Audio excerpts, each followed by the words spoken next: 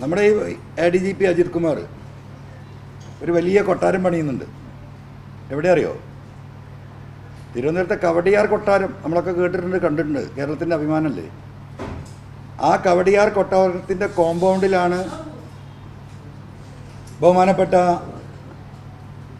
ഇന്ത്യയിലെ തന്നെ അല്ലെങ്കിൽ തന്നെ ലോകത്തിൽ തന്നെ അറിയപ്പെടുന്ന ബിസിനസ്സുകാരനായ ബഹുമാനപ്പെട്ട MA യൂസുഫ് അലി സാഹിബ് വീടുള്ളത്.